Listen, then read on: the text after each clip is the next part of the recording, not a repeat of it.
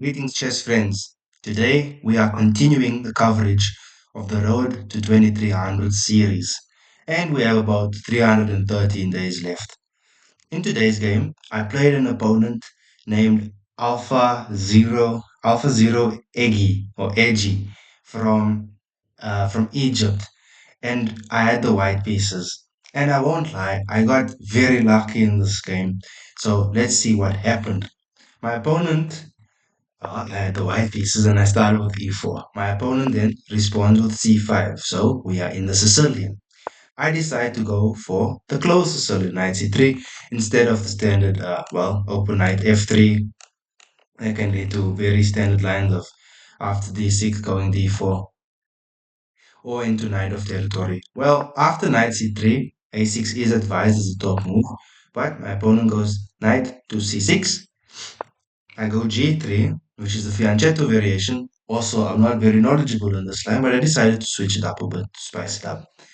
Okay, after g3, my opponent goes g6, logical. I go bishop g2, as why this is why with fianchetto we'll go g3. No, most of the time is to go bishop g2 to fianchetto to get control of this diagonal, the h1 a8 diagonal.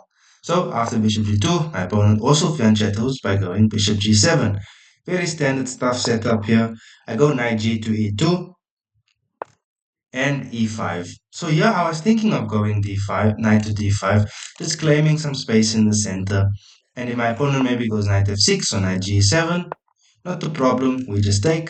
They'll take back with the queen or the bishop, not a big deal. And we bring the other knight to c3 with dreams of getting it to d5 as well. Because we'll notice once we can plant this other knight in d5, there is no pawn that could attack it like from c7 to c6 as this pawn is already advanced to c5. So we could argue that this would be an outpost. There is no pawn that could directly attack it now. Alright, but these are just some of the other plans. I decide instead of going knight to d5 to just castle, which is very thematic of a Carl's Bremer setup in the uh, English opening. The only difference is, of course, this pawn is not on c4. So after castles, my opponent goes knight g7. Again, now the same theme, but instead of going to d5, I decide to go d3 with the intention to go f4 and just blast open. Objectively, not the best. I had the feeling it's not the best, but as I said, I want to spice it up and switch it up, especially since my opponent's a bit lower rated. Although, of course, they are very strong. They are about 2200, almost 2180. So can't take too many risks here. And we will see what happens a couple moves later um, because I took too many risks. My opponent castles. So now the engine's recommending a3, but okay. I don't really understand a3. It's not really a human move to make, I believe, I feel. So I just continue with f4. And we're still very much in well played territory. Like a lot of top players have covered it. The last time this position occurred, at least on a Lichess database, was 2017 between Rozum I and Antonenko Vladimir, which Rozum I won very nicely in the end there. So still very much in the territory of traversed games. And now after d6, see how it changes even now. It's blast open to other games being played. Top game was Jobava Badur against Zichalo Andre back in 2011. So after d6, I go bishop e3, immediately just switching up. And again, it changes now to back to a game played in 1989. It's so fascinating. I go bishop e3. My opponent plants his knight on d4, the best move. After that, I take on on on on e5. My opponent recaptures, and I now go knight to d5, which is a mistake because my opponent can just simply capture. I take back, and I have double pawns now. And the best move here would be bishop to g4, just pinning my knight even further down here. So I would have to take, and this is why it's better for black because now they have a beautiful pawn chain that they can create here. The c pawn is well defended. The d pawn is well defended by the c pawn, and I have double pawns, which is just uncomfortable. Of course, after h3, you could just drop back to d7. The game continues. But here it's a bit awkward for white because there's not much plans that you can really do here. I mean, if you try d6, to try and be fancy. Now you just get queen to b6, and there's not much you can do to hold on to this pawn. In fact, now your position is near lost. You could take after knight f4 and still enjoy your pawn up, and that's it, right? There's not much for white to do. It's very awkward. But after knight d5, my opponent did not capture the knight. My opponent went f4, f5, and this is where the tricks occur. Bishop f4 is objectively the strongest because after this, let's go bishop f5 move. Bishop f5, I am attacking the knight twice now, so it's just in the reverse now, right? Instead of this, all this stuff happening with the bishop coming to g4 for black, I would get to go bishop g5 and put pressure on my opponent's knight on e7, right? Okay, but not real pressure because you could just drop back to c6, knight d to c6, but the very common adage in chess, some of the most difficult moves to find is the knight going backwards. So I don't know if my opponent would have played it. Probably would have, but if not, let's say they went rook to e8. Well, we could even take that way, knight takes on e7, but we could even take like this, and then c takes, you capture this way, and you would just be up the exchange. Obviously, maybe not the best way to continue, but I mean, you plus two. This is much better for white and winning.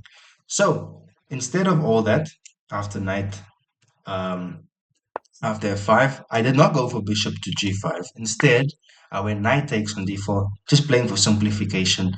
And here my opponent captures on d5. The engine is suggesting knight takes f5, which honestly I did not think of. But obviously it does work because you do this, you just drop back and you capture, and you will be up a pawn, but very drawn, of course. Not that much to play for.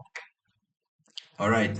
But after knight takes, I go for e takes d, sticking to my plan of trying to blast this open, this pawn to d6 and bishop maybe exerting pressure on this diagonal, which is again objectively not the best. Maybe knight takes f5 is the best, right?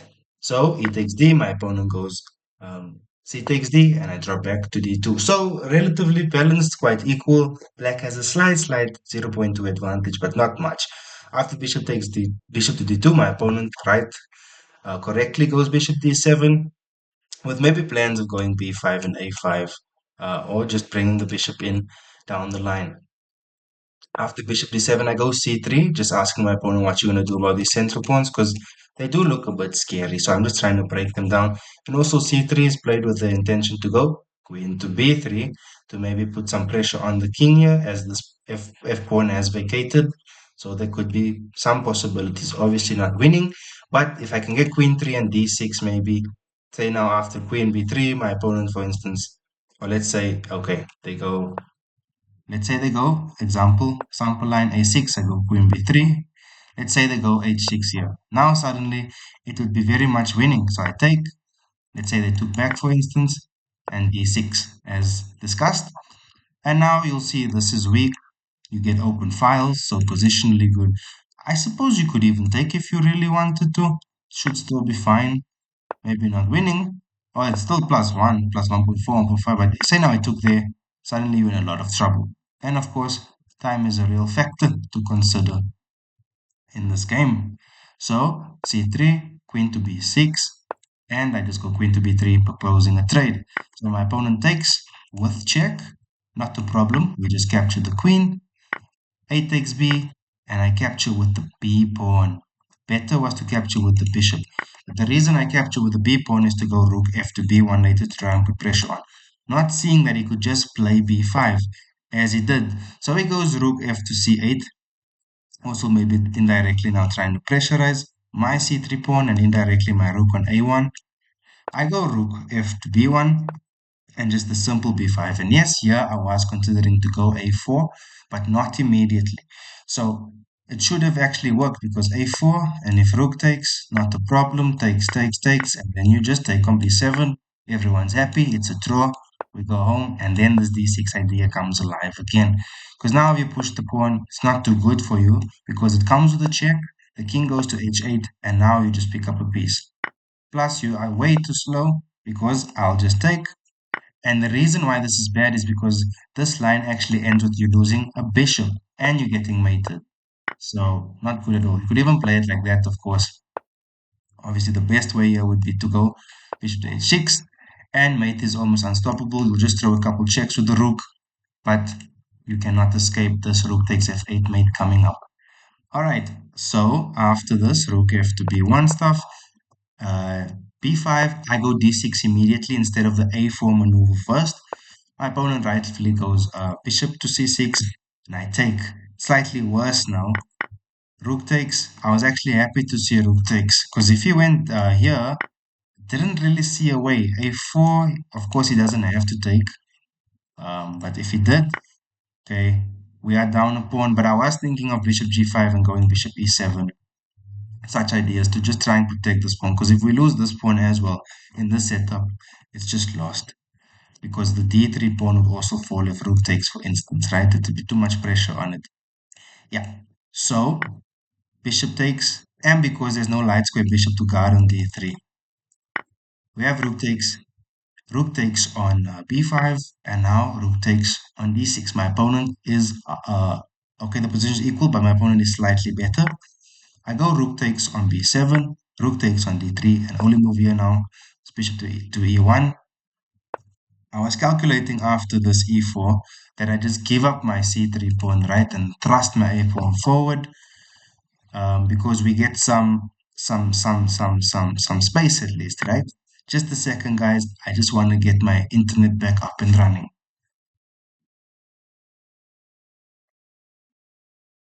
All right, I'll wait for it to start up. So after bishop takes c3, I go bishop takes e3, rook takes e3, and here we see the positions very much drawn. But what I'm dreaming of here is to push this pawn way up to a7 and go rook b7 and call it a win, right? Although my opponent is up a pawn now, and they have this passed e pawn, which is dangerous. So I go a5. My opponent goes rook to c6 with the intention to go rook c to a6. I go king to f2, thinking, okay, he'll do that. He'll be locked. I'll go rook to b5, and I'll just run my king up, and or even to b4, and maybe swing my other rook around, try and gobble up some pawns. But I'm not dreaming of winning here now. I'm playing to just draw, but also very risky. Rook c to a6, I go rook to b5 to hold on to the pawn. I can't lose this pawn, because if I do lose that pawn, it's 4 versus 2. It's not good for me. So king to f7, I go rook to b7 check. And now my opponent comes to e6. So here, after this, I should follow this idea of king to e3. So after king to e3, maybe my opponent will dance around with the king, and I'll swing my king over here. There is not that much pressure because these rooks are tied down to this pawn, right? And this pass pawn won't get too far, because at the end of it all, I end up giving up the a pawn for the e pawn, and it should most likely be a draw. So I go rook to b7, my opponent goes king to e6, and I take on h7, which is actually a blunder now, because they take there on a5. And if I just take back this, give up, if we exchange rooks, for instance, let me just get this set up quickly. Are we back? We should be fine. Yes. Just want to get that fixed. Yes. So if we do this, for instance, rook takes, the reason why I have to set up is because the board won't move to get the internet back up. So if we did this, for instance, why is it not moving? It stopped moving. What's going on? Come on. Okay, I think we're back now. Yeah. Rook takes on a5. I'll explain why this is bad, because this pawn is passed. You can connect it, and the king is advanced. Those are some of the problems in this endgame, right? So if we do this, why is it not moving? It's not going. Okay. But just to show you guys, rook takes, rook takes. There are no checks anyway. This rook is coming into a2 to check. The king would be overloaded, and the passed e-pawn would result in a win for my opponent. So I cannot afford a trade. I go rook to b1. My opponent comes with a check. I run up the board, because if we run down the board, it's just also saying, okay, we're staying on the first rank forever now, because soon enough this other rook will join the attack, and this passed e-pawn is a problem. So I am trying to be brave and valiant, but this is obviously not good. King to e3. But now my opponent goes king to f6. And I go h4. So yes, it's considered a blunder. But If you look carefully, guys, my opponent's king is kind of in a mating net. Of course, they are much better because they're getting the checks first and putting me under pressure, right? But if my opponent's not patient, I could actually maybe get a mate here if they overlook the mate because they're excited they're about to win, right? Because this is very much lost now. So I go h4, and h4 is to stop the king from getting to g5. So my opponent gives the check correctly. And it was in this position, my opponent probably thought I only have one square, which was king to f4. And after king to f4, he would have a checkmate in one, either with uh, rook 3 to f3 or rook 2 to f2. Rook to f2 or rook to f3. Sorry. So we could even give the mate this way or this way, right? But after rook 8 to a3 check, I do have another square, which is king to d4. And to my luck, my opponent pre-moved rook to f3, thinking my king was still here. That would be mate. But because I have king to d4, my opponent played rook to f3. And now suddenly there's a mate in one. And I played rook to b6 checkmate because my opponent's king cannot go to g5. It's in check with the h4 pawn. It cannot go to e5. My king is there. Kings can't kiss. And then it cannot go to the 7th rank because I have a rook there. So weave the mating net, got a bit lucky. I even typed my opponent to say unlucky there. I'm sorry because it was my opponent's game to win. And we chatted a bit afterwards in the inbox. But yeah, in the end we got lucky. This is how the tail looked like in the end. My opponent, because of that one move, rook to f3 blunder, didn't have a great accuracy. But besides that, should have been their game. And then, yeah, because the blunder and I found mate, I got that win in the end. But all in all, we got very lucky. It was a lucky escape to not even just get a draw, but to get the win. So my opponent spent a little more time on here. He could have just given more checks and kicked me down the board or even to the left. But yeah, that is today's game, and we are still very much fighting to get to 2300. We are now on 2238. So still a long way to go, but we'll keep on fighting. Guys, I want to thank you for tuning in. I really do appreciate it. If you enjoyed this video, please do hit the like, comment, and subscribe. And yeah, do stay tuned for the next game. We'll be playing a lot this weekend and doing more coverage as the days go by. All right, take care and stay tuned.